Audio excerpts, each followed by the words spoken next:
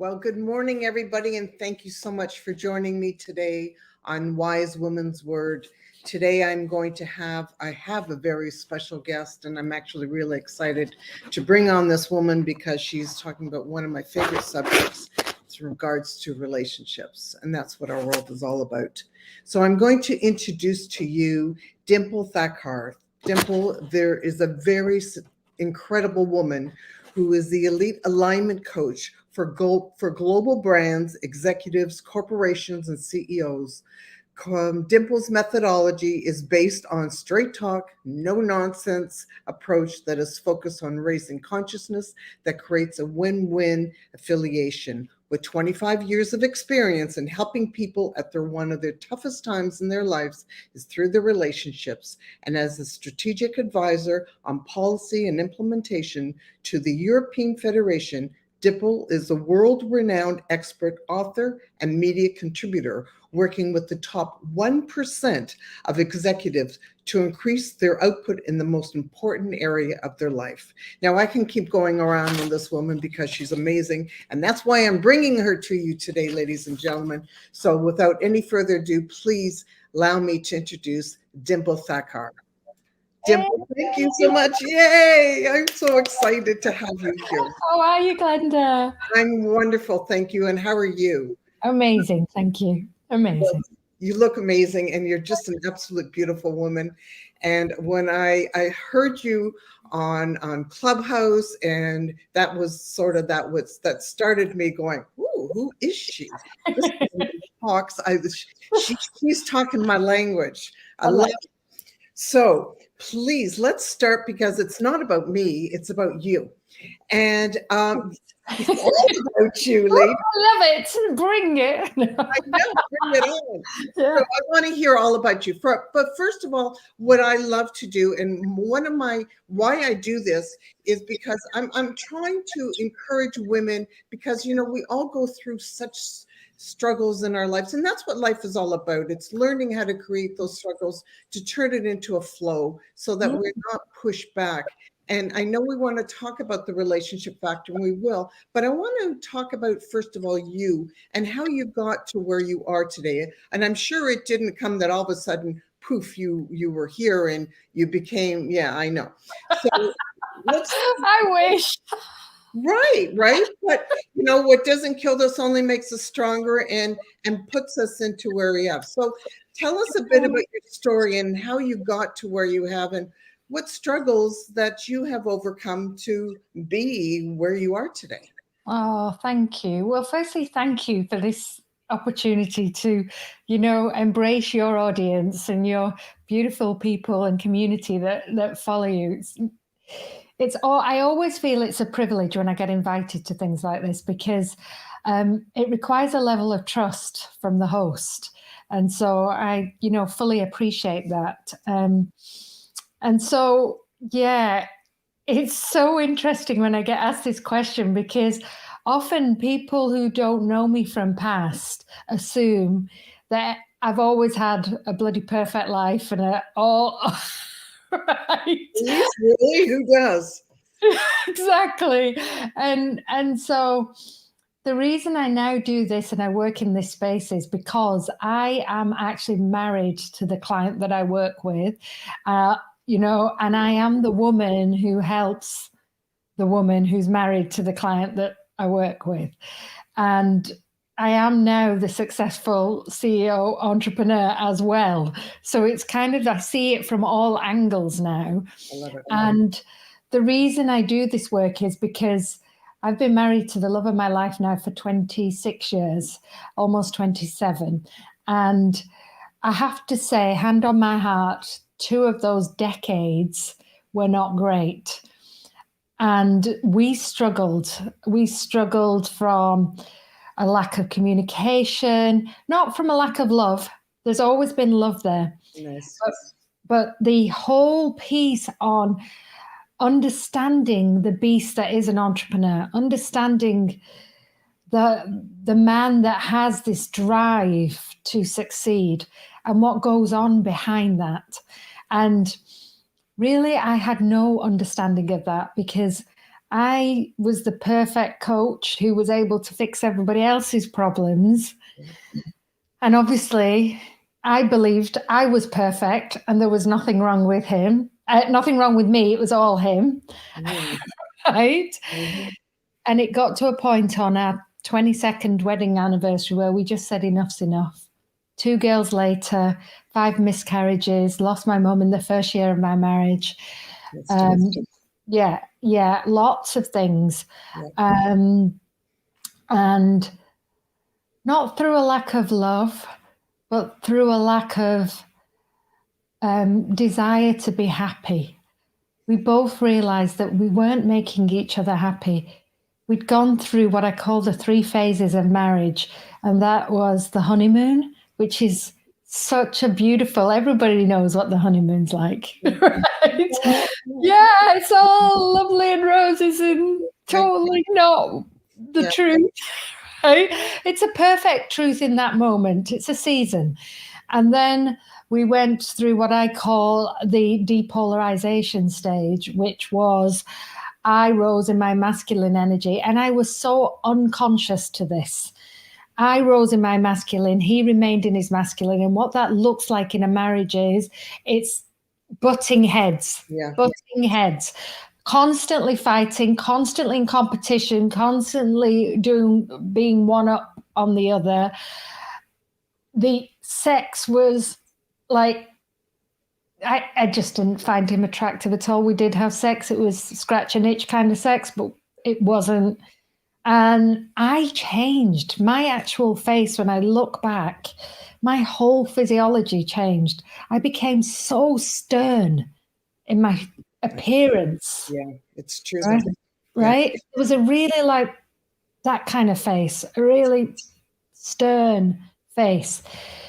And so we went through that, and that was shortly after our first daughter. And then, of course, we lost 5 babies in between before we had our second daughter.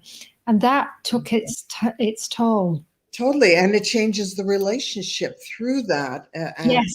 at that time as well, right? Because that hurt, that you're going through is also he's going through. But, sometimes we don't see the other person's hurt because we're just too tight in our own hurt.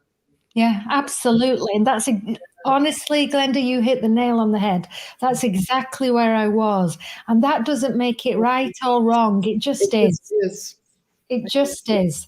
And so we then went into what I call the 3rd phase, which is the emasculation phase, where I basically took his balls and he handed them over.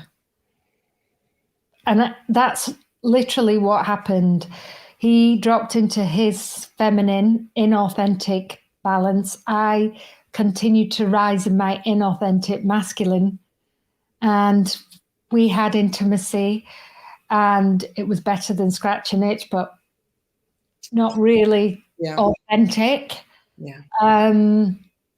And we just got to a place where it was like living with a roommate, and it was pass the salt kind of conversation, or we were either fighting or silence or just numb. And still at that point, you're just so unfulfilled and so feeling removed. Yes. And then you have children, and you're not encompassing each other and your family. It just, everybody's kind of disconnected in their own. Yeah. Very completely. Yeah. That's where we were at. So on our 22nd, around about between our 20th and 22nd year of marriage, we decided to plan our divorce. And it's interesting. I did a TikTok on this, and it went viral because people were like, "What is wrong with you, Dimple? Like, who plans their divorce? Have you got the dates the wrong way around?" Because exactly, right? Yeah. And because what had happened was I'd put the dates that we were planning it for our 25th wedding anniversary, and we actually healed our marriage on our 22nd year. Wow, I'm impressed. Through a divine intervention, we were magnetized to Tony Robbins. I ended up becoming a platinum partner, didn't have the money to do it, just knew that was make or break with our relationship. Ended up going to a relationship event in Maui, had a 2-hour intervention where Tony Robbins just broke me down. And Oh, I have to say that there was no moment in that intervention that I felt intimidated or hurt by Tony. I felt his integrity, but he had to match my masculine energy, and it was fierce. It was literally like a horse head coming over me. you also had then 22 years of building that up, right? So through all that time, that masculine energy was just expanding through all those years, right? You were building one on top of the other. It's like working out and building that muscle. Absolutely. And it's compounded. Yes. I actually, at this point, Glenda, had no idea about the energies. Yeah. Because the coaching I was doing was all around relationship with food and self, right? So I had no idea about the energies, the masculine, the feminine energies, the dance, how that relates, how you can alter your partner. And this is, something that I talk about in 2 of my courses, actually, Magnetize Your Man and Ladies Go First, where we decide and then they follow. But if we're not aware of what's going on, then we unconsciously compound the situation. Right. So one of the key points that you just said, and I want to draw attention to it because through my coaching, it's also what I do is awareness. Awareness of where we're coming from, awareness of what we're doing, awareness of what we're being. So when we start with even talking about relationships, and listen, relationships are everything around us.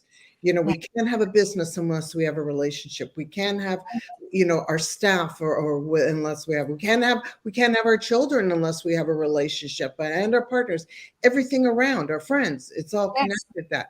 But it's all got to start with ourselves first, having that relationship with ourselves. And I believe the greatest word is what you just said that really hits the nail on the head. And for anybody who's watching, really is becoming aware of ourselves first and how we feel, how we talk, right? These are the things. So let's huge, Glenda, exactly. And you're so familiar with this, with your work around self.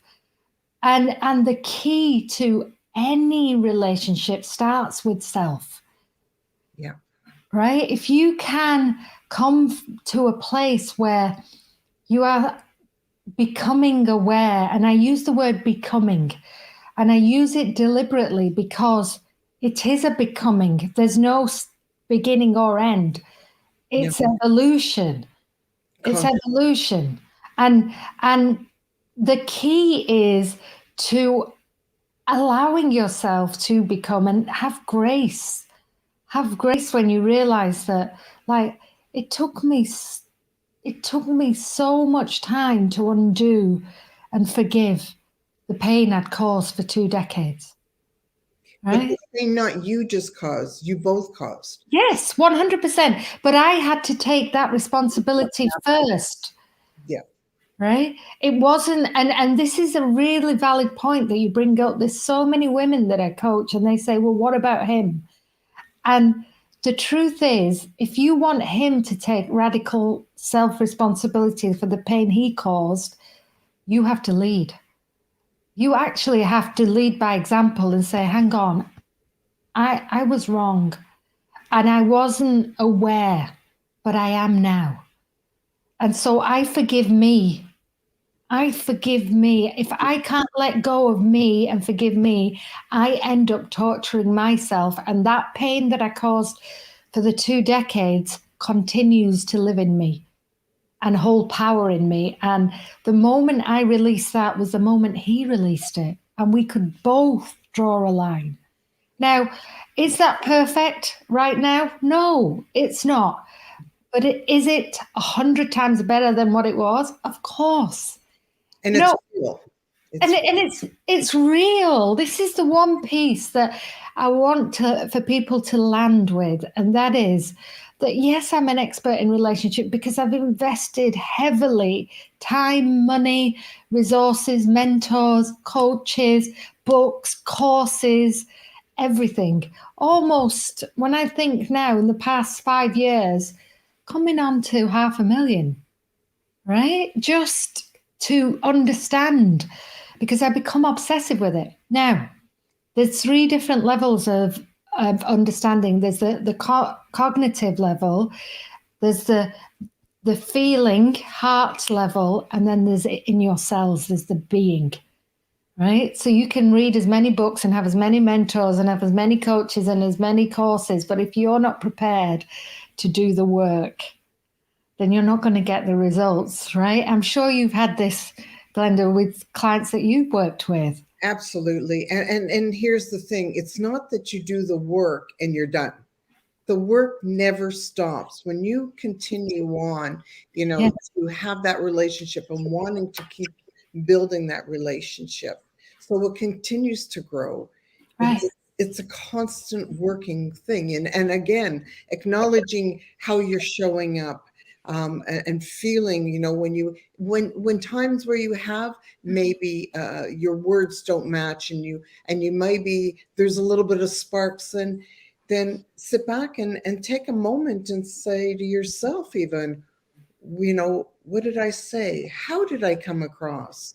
Did I come across in a loving manner? Could I have come across in a nicer way, or maybe, a way that they will understand more? Because we all don't relate on the same level, even though that you've been with them for, we all have our own loving patterns. Yes. And there's a huge difference between the way men and women receive information, right? There's a huge difference. And this is one of the biggest problems in relationships, conscious communication in a way that they will receive it. So, for example, when speaking to my husband, I have to put my brain into short sentences, right? Direct, short communication. And if I'm unable to do that, I have to pre-frame it. I have to say to him, because it's my responsibility to make sure my communication lands in a way that's effective. So I have to say to him, babe, this is a conversation about feelings. It's not one about facts, because men's currency is facts, women's is feelings. Yep. And I have to actually pre-frame it, because if I don't want him to problem solve and I just want him to listen, Yep. I have to say to him, all I want you to do, this is a feelings one. Lean back, just listen. The only problem you have to solve is listening. And that's huge, what you just said, because people don't realize it. Men do have it's a natural instinct that they need to fix things. And that's okay, because women, we're cool with sitting back with each other and just sitting there and listening. Yes. But if we teach our other half, or even, it's not like I'm saying, and when we're talking again, if you don't have a partner, that's okay. But these are things that we can learn from anybody that we're around in our life. And years ago, this is how I learned this. It was kind of an accident. It was one day when I was doing something with one of my kids. I have a boy and a girl. And my kids taught me, actually, both of my kids, I had two very different children.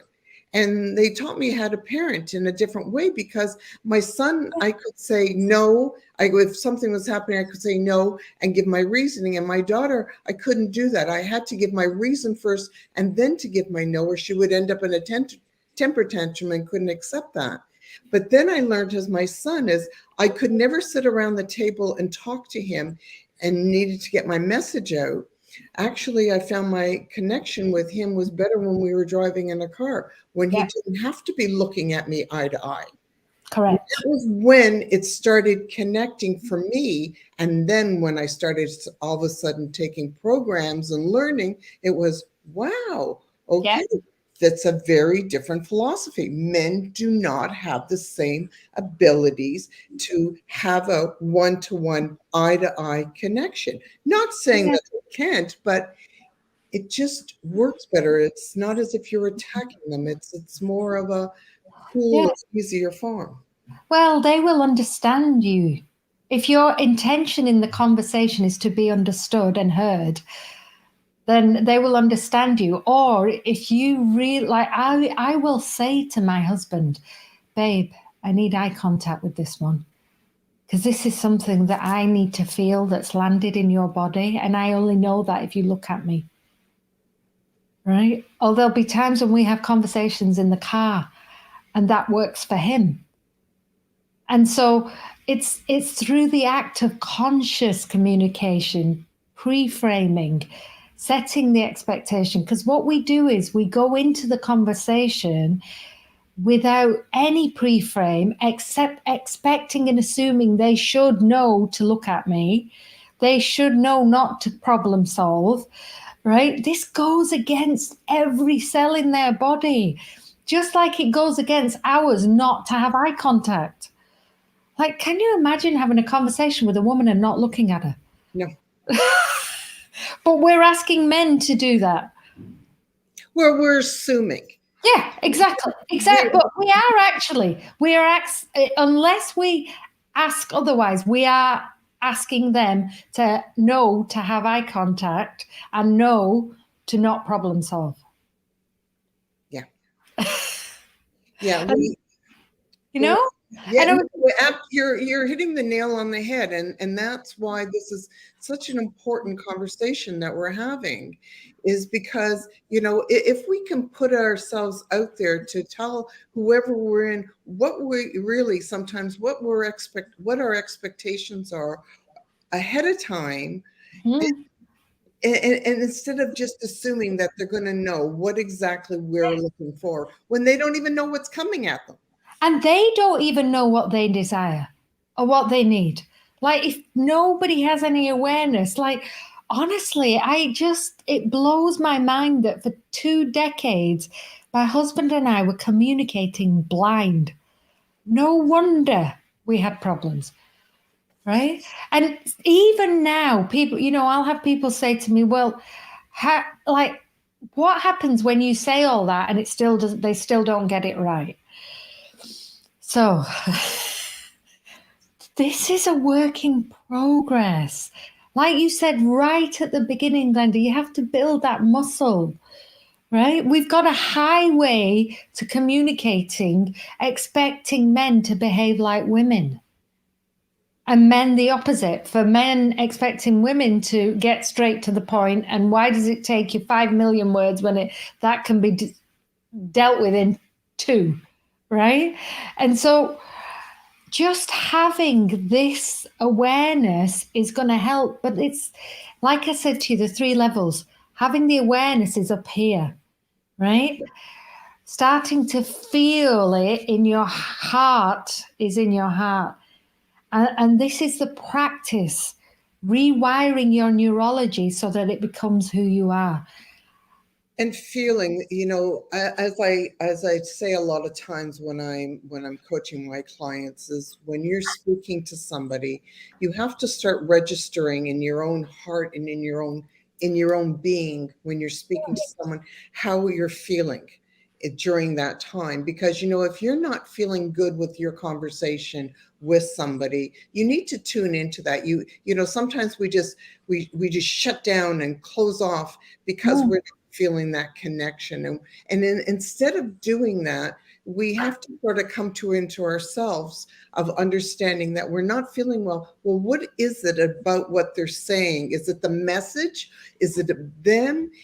There's something there? And we have to kind of dissect it a little bit, because maybe that's an important relationship. Like, if it's your spouse, your kids, or family members, it's not that I say that you have to accept things all the time, because that's not what it is. But you have to understand why you're reacting in that sense. Exactly.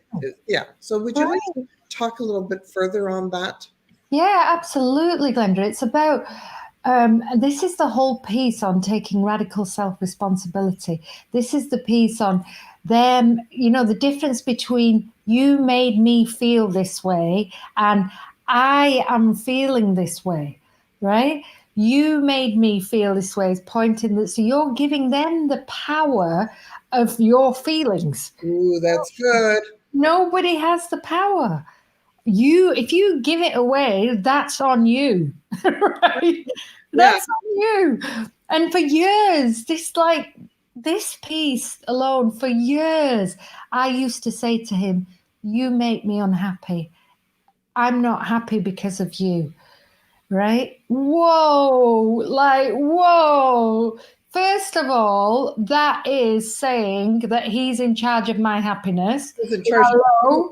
Yeah, hello. Number two, it's saying that I am giving him the power of my unhappiness, that he's responsible for that. No, right? So the key here is to firstly understand what feelings are, because we get so charged when we talk about feelings. And actually, feelings are just energy running through our body, it's just emotions. And so if we can, the piece that charges the emotion is when we put a story to it. I call it, it makes it stick in our body. The story makes it stick. So going through the miscarriages, I had a story that I lost those babies and it was awful. And yes, it was. And it's okay that I felt that way and I released it. So the babies transitioned through me and the gifts I learned as a result. That's the healing. Okay, let's go back for a second. Again, right. Like feel your emotions that you're going through, the important part. We're not saying to you that it didn't happen, like your miscarriages happened. Yeah. Feel it, the sadness that it took.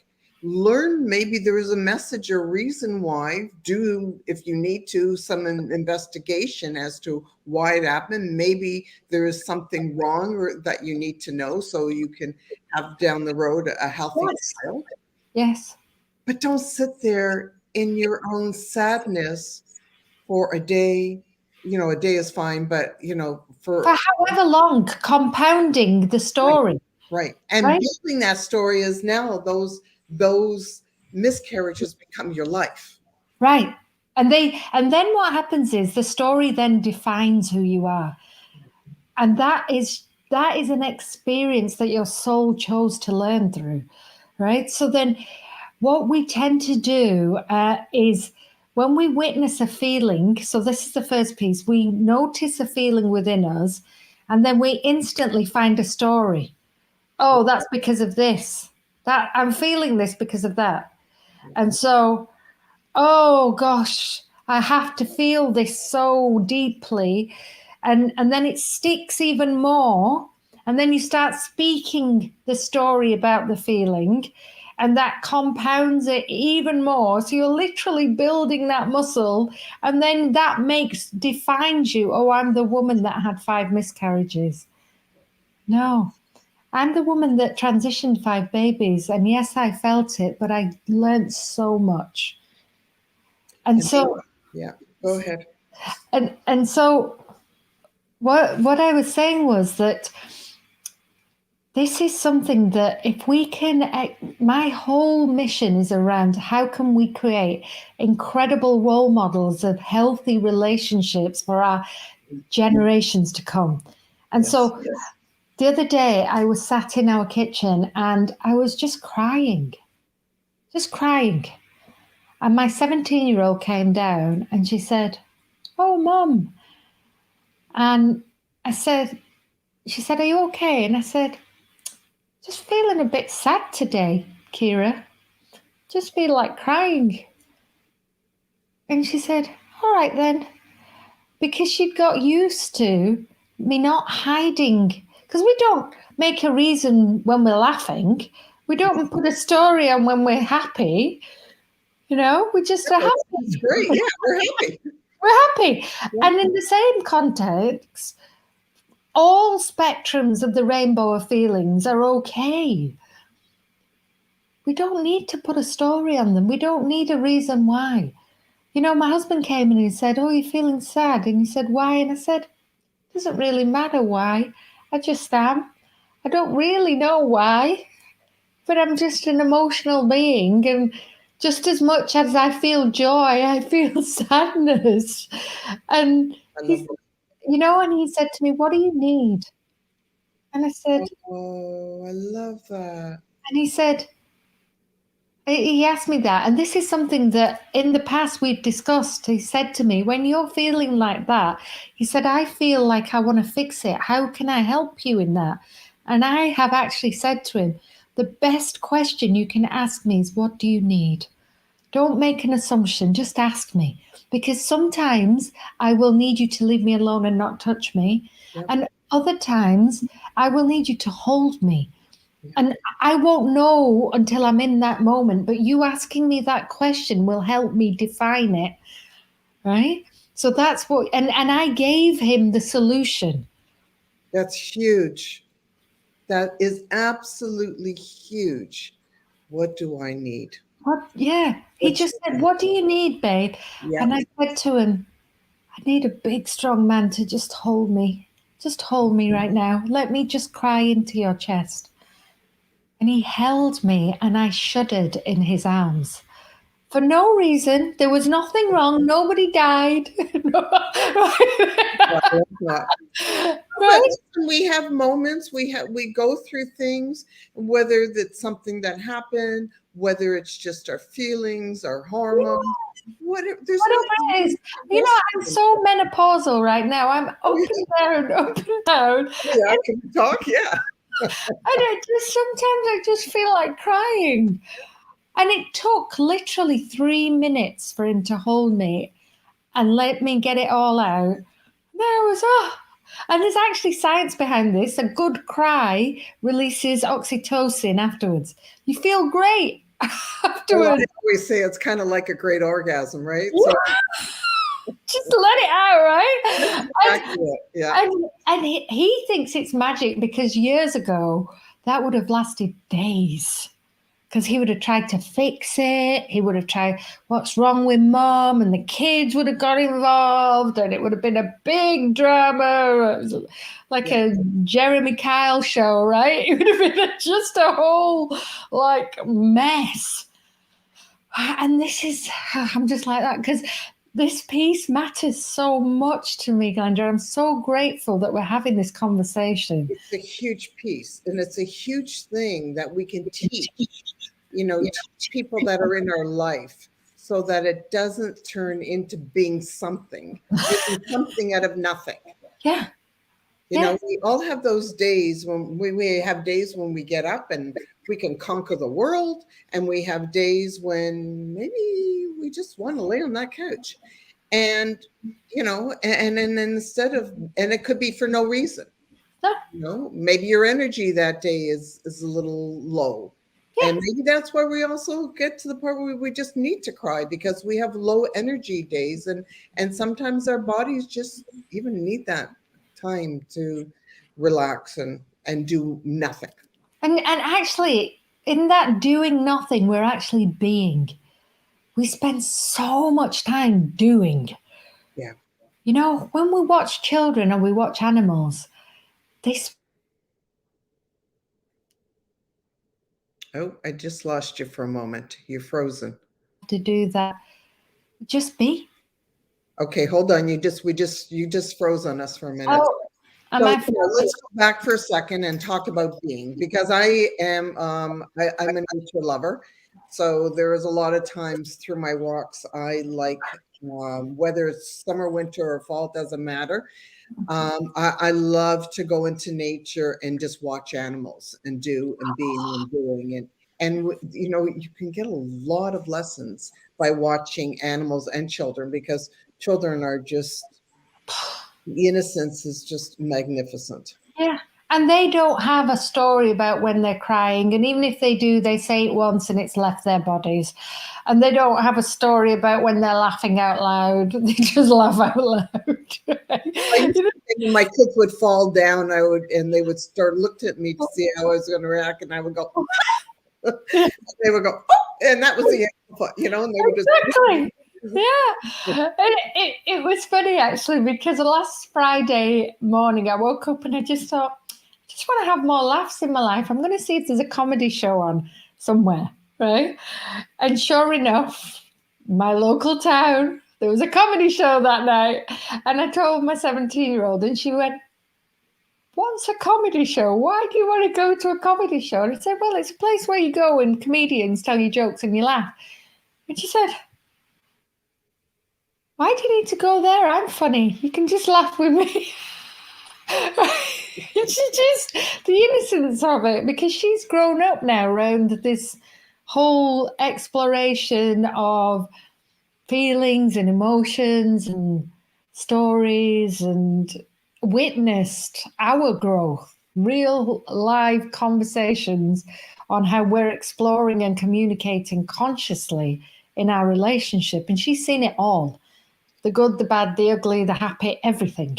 But here's the beautiful part of all this, and this is what I always say, that when we change, everything around us changes at the same time. We don't need to go out and change our like your partner, and you don't need to change your kids or anything. So I say this, through the coaching as well, is it all starts with you. So Yes. you start taking the responsibility, and you start incurring the change within yourself. And as you change, you're going to be changing those relationships. Your kids are always watching you. And that's the greatest teacher you'll ever couldn't ever imagine. Yeah. If you blow it, that's okay too. Yeah. You're not perfect. None of us are. And No. it's and just again take responsibility. So like I remember when there was times when I really blew it with my kids, and I would turn around and say, I'm what, sorry. I'm sorry. I should never have blown up like that, but I'm having a hard day. And Yeah. sometimes we do have hard days, and that's okay. But I'm sorry for doing what I'm doing. And it's okay. We don't need to beat ourselves up, because none of us are perfect. No. And actually, just that is beautiful, Glenda. Just that expression of "I'm sorry," an adult showing a child respect, enough respect to say, "I got it wrong. I'm not perfect." It gives them permission. It gives them permission to live in this beautiful, imperfect world and embrace every aspect of it, you know? And often people will come to me and say, "Well, Dimple, what about all the old shit that's stuck in my body? All the old stories, how do I clean that up?" And, there are so many methods that you use, that I use. And, I use a lot of energy healing work to just quickly lift it. Because once you do it, it's like a good spring clean, Yeah. right? Because we hold emotion and we create disease in our bodies. That's why it's so important, that initial step of forgiveness. Forgiveness is not about other people. No. Forgiveness is for yourself. Let it go. Whatever they've done, you've learned something from it. Yeah. Yeah. So take it as your greatest lesson for yourself. And thank them for it. Be grateful for that, because you've made it through that. You've learned something. At that point, it's part of your healing. So you can let it go and move on. Move on. Yeah. Move on and create something better from it all. Yeah. So good. So good. It's, that forgiveness, that piece was actually the piece that I was interviewed on Tony Robbins' podcast for. There's this whole piece on forgiveness, and it wasn't forgiving my partner, it was forgiving myself. It wasn't, of course, I asked him for forgiveness, but the real healing happened when I forgave myself. When I didn't beat myself up for being that bitch from hell wife who would do crazy shit like change the locks on the doors and throw plates at him in frustration, and the real life stuff where I wouldn't speak to him for weeks or withhold intimacy. Not because I was an awful person, just because I didn't know how to handle my own emotions. I didn't have that awareness of what was going on. But the other thing that we have to understand, and I also bring this always up, is because we learn from others. We don't know how to do these things. So when you're being brought up, this is as a child, your parents are demonstrating their relationships, and they're only doing this because of what they've learned. And Exactly. it keeps going until you recognize, oh, I have to change something in here. Something isn't right. So beautiful. Huge point, that huge point, Linda, that actually once we recognize that we're at choice, once we recognize that we can break the generational pattern. Right. Yeah, because you bang hit the nail on the head there. I grew up in a family where domestic violence was the norm. Yeah. Right? So You like didn't know any better. I didn't know any better. It was a Jeremy Kyle show all the time. Yeah, just Because because like it's that's how people communicate. That's how parents communicate. well, like I said again, as I say, it's passed on through generations because it's we're different people today than our parents were, and crazy how even how their parents were. Yes. Totally different world. We're much more educated. We can go out, we can take courses. Whoever took courses in those days of being a parent, of going through a marriage? Right. Nobody. And No. very few people do now. When Yeah, you think about the coaching world, right? If you start a new business, you don't know how to do something, you get a business coach because you want to learn and grow and accelerate and have the fast pass. Very few people, and that's why I write this in my bio, 1% go and get a relationship coach, go get an alignment coach, because it's blows my mind the results that clients get in their business working on their relationship. Blows my mind. The actual stats show that your productivity increases by 80% if you work on your relationship. wow. Well, I'm not surprised. Like I said right off the bat, a relationship is in every moment, every particular part in our life. So when I say to people, you got to start working on your relationship, but first of all, where it has to start from is you. Yes. Building on starting from yourself and then moving outward.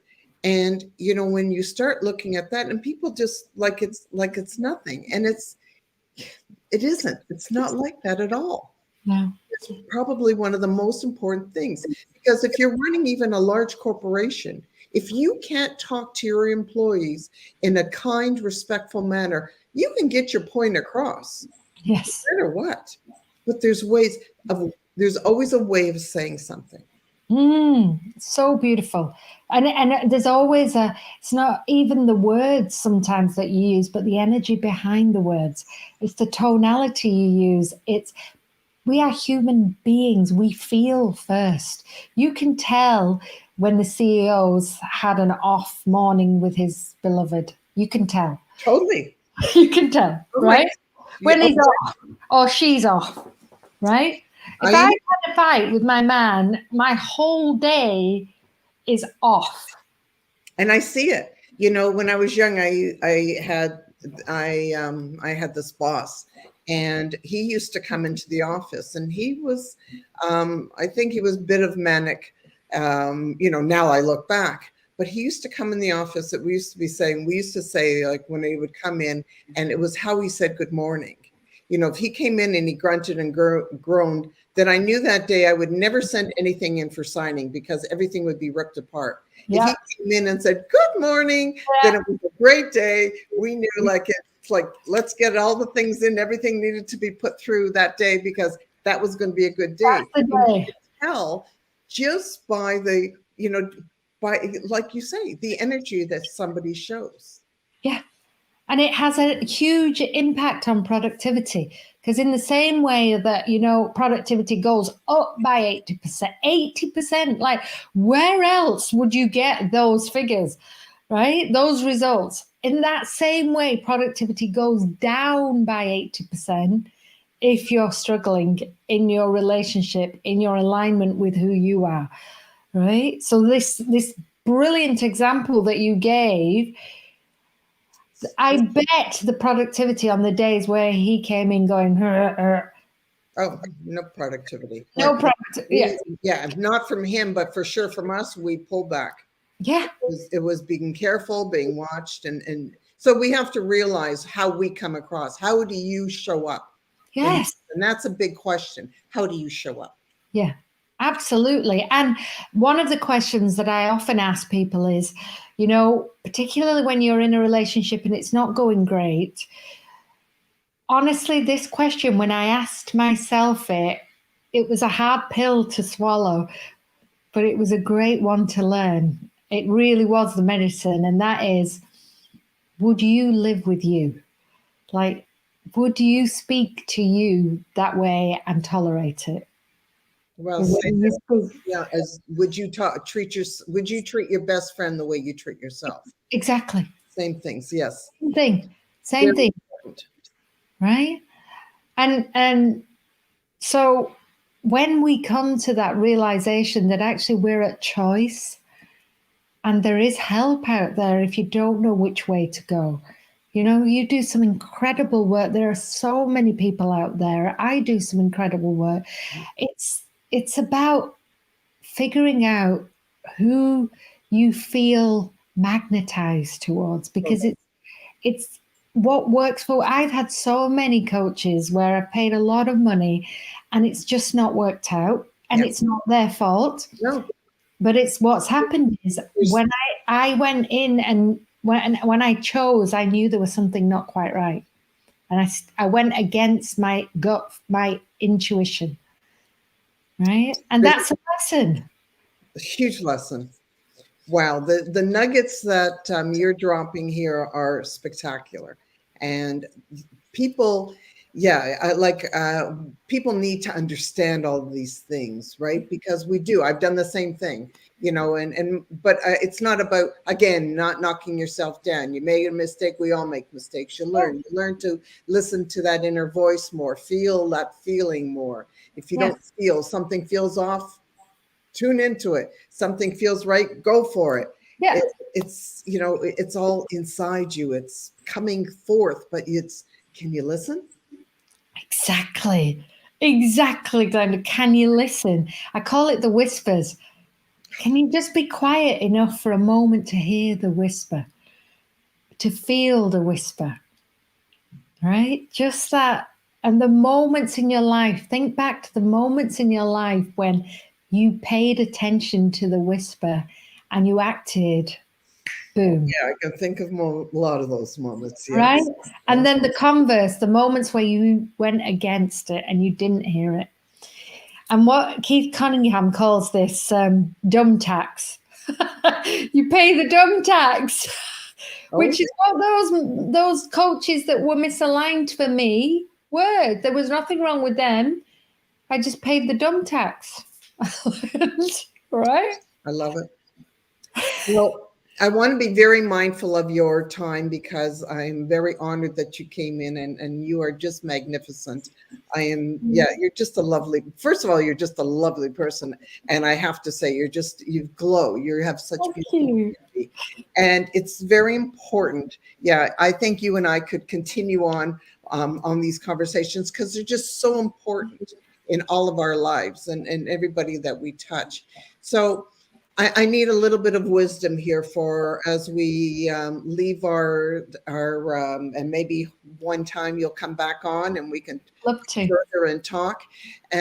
But what is some type of a wise word or thing that you can help somebody who is struggling maybe in their life, struggling in a relationship?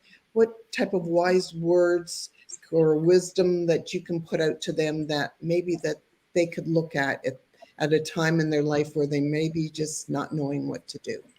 Oh, that's a beautiful question. Thank you, Glenda. And, you know, the thing that I love to leave people with is, and it's something that I always question when I'm going through a tough time in my life and a struggle. And even now, if I'm having a conversation with my husband and it's not going in the direction I want it to, what I do is I give myself a moment. I pause and I just take a breath and I ask myself this question. And the question is, am I choosing love today or am I choosing being right? Which one? Which one matters to me today? Because if it's being right, it doesn't feel good. Yeah. I'm all about love. And if this conversation is taking me in the direction of having to be right over love, no, I'll regret it. Because it doesn't matter who's right. Yeah. Nobody has to lose in order for me to win. Nobody. I aim for win, win, win. I win, they win, we all win. Yeah. Right? And so if I am fighting in this conversation to be right,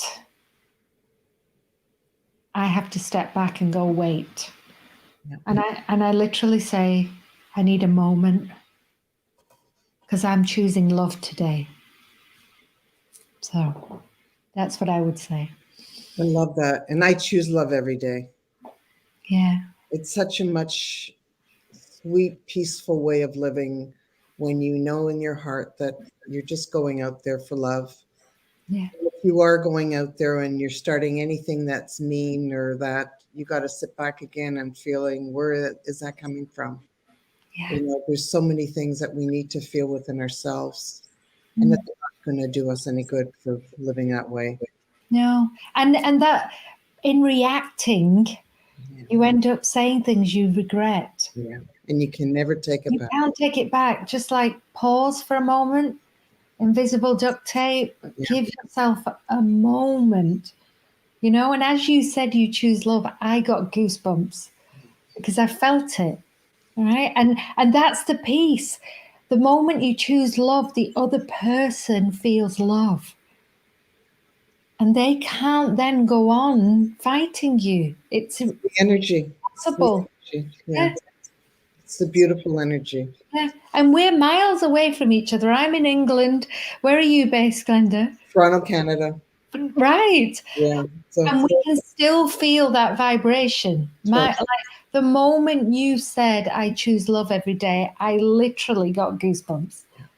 Right? why I live a happy life because I choose love. I reach out with love. I don't want any other way of my life. Yeah. Life is supposed to be about that, you Yeah. know. Yeah. And it's the highest, one of the highest vibrational feelings. Right? We have one little question. We have one question here, and then we'll before we go.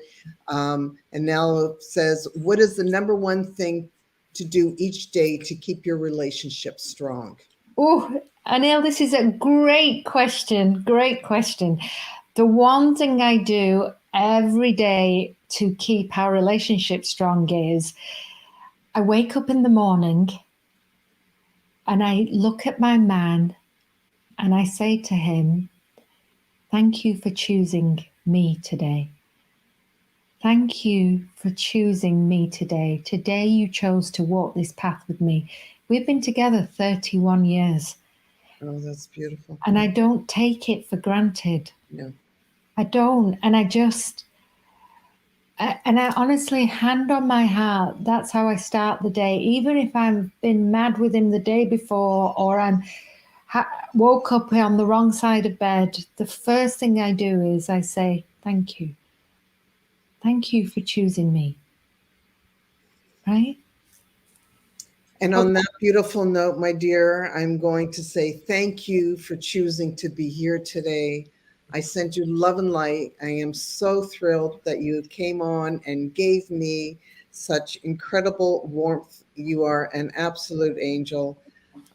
Just love you. And I'll be watching and seeing exactly what you're choosing as you move along. And hopefully one of these days you'll come along and we can have further talks because this is such a great and such an important subject in all of our lives. Absolutely.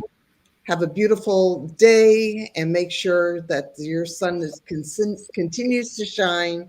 And on that note, I send you love and light. Be well. Thank you, God, everybody, for watching. And comment below and tell us what you got out of today's session.